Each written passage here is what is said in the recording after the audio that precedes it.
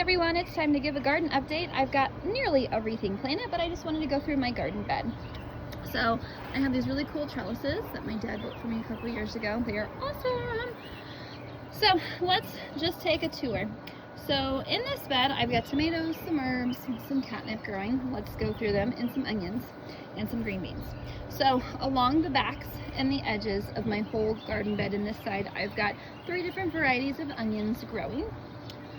I just planted them so they're not very big. You'll see something I planted a couple weeks ago here in just a second. In this bed, this is the big boy tomato. I've got some curled parsley, I've got some catnip. I planted the catnip a couple years ago to keep the Japanese beetles and the squash bugs away, and it works, but it is so invasive, so you do have to like prune it, and it comes back every year. You don't have to do a thing. In the front of this entire bed here, I have green beans growing. I just planted them. They're all going to be up front here, so none of that has sprouted yet, obviously. All of these little plants are actually tomato plants that grew from tomatoes that just fell off of my vines last year that I didn't clean up when I cleaned up my beds. Most of them are going to get pulled, but I just wanted to see what variety, because I plant like 6 different types of tomatoes. I'm just curious to know what they are. On this one here, we have the Jetstar tomato. I don't know if you can see that or not. Jetstar. I swear by these red trays.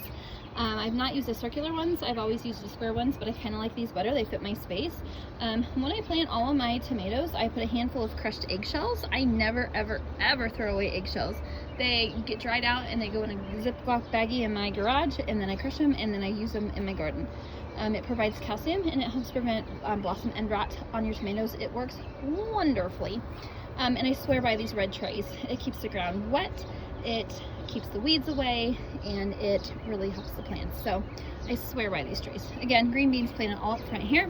I've got basil, 2 plants of basil here, more catnip. Again, these tomato plants would probably get pulled. I'm waiting to see if anybody near me maybe wants them to transplant them. Onions all on the back. Again, green beans up on the front. And then I'm growing a brandywine tomato. I've never done a brandywine, I don't know if you can read that, tomato before, so I will see how those grow this year. So that is bed number 1. Next up in these planters that I have 3 more tomato plants growing, and in the corners of my tomato plants I do have onions. I planted these a couple days ago and these onions have already taken off. These are just patio tomatoes. I don't know if you can see that. I've never grown this variety before, but it said that it was perfect for containers, and I had a container, so I said why not. These 2 tomatoes I actually pulled from my other bed that I just showed you, from the seeds that grew from off the ground last year. I think this one might be a Roma tomato.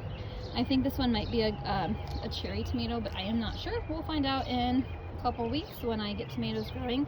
And again, I planted onions in the corner, so I have those 3 little planters here. More planters here. I'm not quite sure what I'm going to do with them yet. In this bed, I have some more tomatoes, I have asparagus, I have parsley, and I do have more onions and green beans.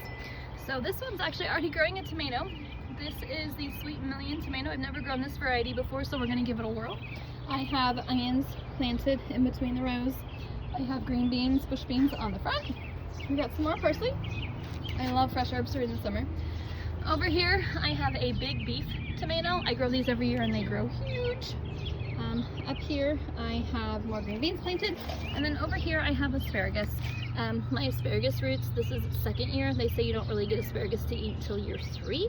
I had another one over there, but it really didn't come up, and then I had another one in the middle and it didn't come up yet either, so we'll see what happens with the asparagus. But this is my next garden bed. And then we have this garden bed. I have 2 pumpkin plants sporadically growing. These were from a pumpkin that we had last year that was up on the deck, and it fell, and it has grown, so we'll see what happens with those. Over here I have peppers. In between my pepper plants I also have green beans planted again. This here is a barren red pepper plant. This is my California Wonder Green Bell pepper. These are my Gypsy little lunchbox peppers. I have my orange blaze pepper, and then I have another basil over here. One of my basil plants also has purple basil. It must be in the other bed. And then again, I have green beans planted throughout. This bed I actually just planted like 10 minutes ago. So I have 2 different types of green zucchini. I have green zucchini on either end. And then I have yellow summer squash in the middle. I also have planted onions along the ends of these to prevent, hopefully, the squash bugs. They don't like the smell. This year I am going to try to train my zucchinis and my yellow squashes to grow up. That way it helps keep it off the ground, keep the bugs away, and we shall see how that goes. So that is that raised bed. I have the bed on the side of my house. I have blueberries on either side in the round planters, and then these are all onions. I also have purple onions planted within the blueberries. I need to weed, but I planted these several weeks ago, and these onions are doing fantastic.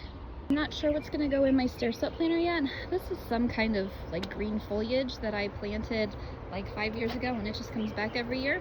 I think I'm going to do flowers in the other boxes this year. This was just made from a stair step, 2 stair step treads and some 2x4s and some deck planter boxes that have been screwed in.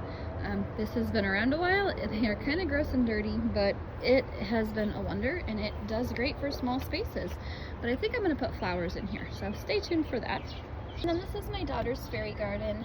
She planted this, she picked out the flowers, she decorated it, and her little fairy comes and leaves her notes on the chalkboard down here every now and then. But I got this planter from Aldi, and it is so adorable, and it is perfect height for the kids, and they absolutely love it. I use different types of foods depending on what I have, but this is the current plant food that I'm using. Grow Well Proven Organics, all-purpose farm-grade organics for homegrown success. Feeds up to 3 months. I just plop it in when I plant my plants, and there you have it. This is my bag of eggshells. Like I said, I save every eggshell in my house. I don't throw a single one away. They goes in the baggie after they are dried, and then I crush them up. This provides calcium to the plants, tomato plants especially, which they need because it helps them with blossom and rot. And then these are the trays that I use. Like I said, last year I used a rectangular tray. This time these come in 2 pieces, and they're circular, and they fit together really nicely. They do have metal stakes that go in these 2 holes to keep them, but they fit really nice around your plants, and I think this is going to be a winner. I bought these off of Amazon, and I got 3 sets of them. They come 5 sets per box, and I did some research a couple years ago about growing tomatoes and how to increase your yield, and they said that these trays help because it keeps the ground moist, it prevents weeds, and there's some scientific evidence out there that the red color actually helps produce more tomatoes and more fruits on your plant. And you can ask anybody that knows me, they all tell me I am the absolute tomato wizard, so I swear by these trays. I also have carrots to plant. I also have some spinach and some lettuce. I think I might get another little like deck container like that to plant them in up on my deck because they need shade. They don't like the heat. And I don't know what else I'm gonna plant. So far that is my tour of my garden, and stay tuned for updates throughout the summer.